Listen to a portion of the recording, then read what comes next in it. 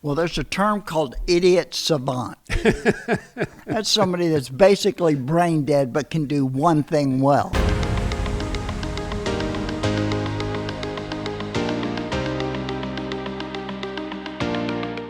Bob Carr here with another episode of the Bob Carr Show. In the studio today, I got a very unique human being who's been about 5 different generations of things he's done and been through in life. We won't get into all depth of that. Jimmy Pendleton. Jimmy?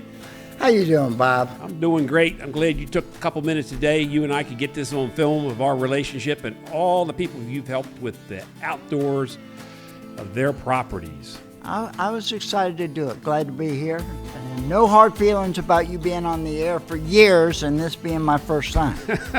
Just kidding. So, Jim, tell us about where in the world did you get the crazy knack of taking a yellow tablet, sketching out a beautiful landscape where everything's going to go to vision. The client says, how much is this going to set me back? What's my investment? And you turn to them and tell them $270,000. Where do you get that talent to do that? I've never seen anybody do that and sell somebody something like that. Well, there's a term called idiot savant.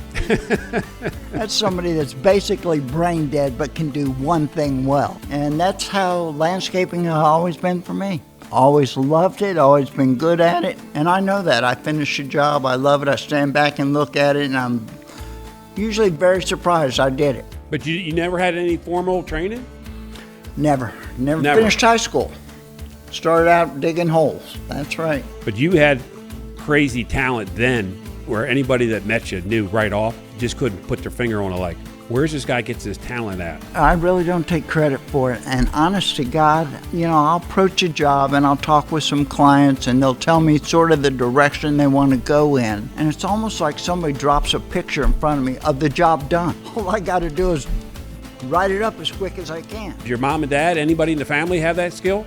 No. That vision? And it's a funny thing. I got out of the service and... You're a U.S. Marine, correct? Yeah. I couldn't find a full-time job, so I was working at a nursery on the weekends, loading cars, plants into trunks of cars. And then 2 nights a week, I did the midnight shift pumping gas. And the first company to hire me happened to be the nursery. They put me on a landscape crew, and we went out and we installed a job. It wasn't a big job. And something happened, man. It was like, boom, this is what I want to do. Even to this day, I still love what I do. You've done some complicated jobs over the years, the ones I've witnessed. Well, fortunately, I got some great guys like you that helped me get out of the corner once I painted myself into it. You've done that more than once. More than once, that's for sure. But you always get the job done and you always turn it over. Back at you, that's true. Have you ever thought about teaching landscape design? I got asked to give a seminar at a school out in the Midwest. I can't even remember what state it was in. This is back in the 90s, maybe the early 2000s. It was a class of landscape architects, and the guy that had invited me out to speak said, so if you could impart one thing to these students, what would it be? And my answer was, water runs downhill.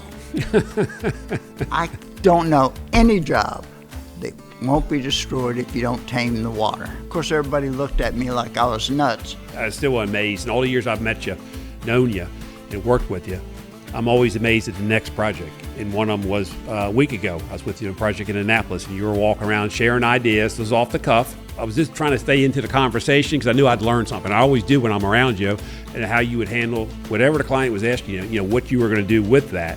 And I'm always amazed. But I appreciate you coming in today, Jim, and spending a couple minutes with us in this episode of the Bob Carr Show, and I hope you'll come back in the future. Thank you very much. This wraps up another episode of the Bob Carr Show. Hit the like button below if you enjoyed this, and we'll talk to you soon.